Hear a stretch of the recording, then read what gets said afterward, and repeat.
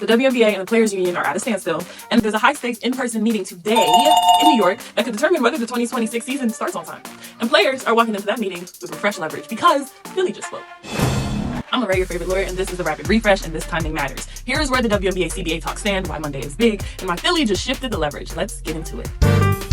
Today's meeting is high stakes because it's the first time the two sides are meeting face-to-face since the fall, and the calendar is tight. The meeting is expected to include WNBPA President Nneka Agbumike, union leadership, including Plum and Nafisa Collier, and league leadership. And importantly, team owners are expected to attend. Once ownership is in the room, that tells you that this isn't routine. It is decision time. Here's why this meeting is happening under pressure. The WNBPA sent a proposal at the end of December, and Front Office Sports reports that the league did not respond for more than 4 weeks. The league hasn't formally responded at all. The league's position, according to a source familiar with the league's thinking, is that the league didn't believe the contents of the union's proposal warranted a response. So, going into Monday, the tension is clear. Players want real movement, and the league is signaling it wants something different before it engages, but I don't know how much different it's going to get. Players are being direct. Natasha Cloud said she was disgusted with how the league has handled negotiations, and she said, "We will not move until y'all move."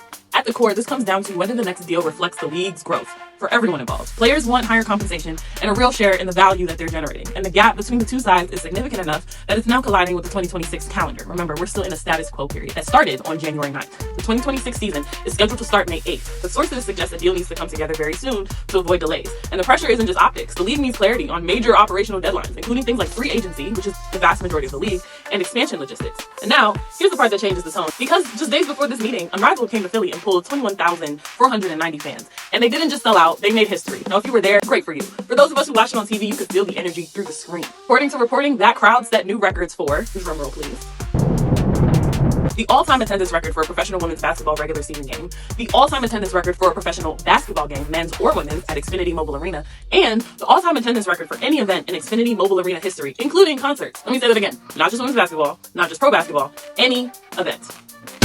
And this is exactly why the leverage conversation just feels different right now. Because that kind of turnout is not just a talking point, it is market proof. The players are walking into Monday with that proof fresh. Hey, I'm tripping, I'm sliding, I'm riding through the back like. So Monday isn't just about proposals. It's about whether the league is prepared to negotiate like women's basketball is operating in a new reality where demand is not hypothetical anymore. And that's what the union is bringing into the room. Not just arguments, evidence.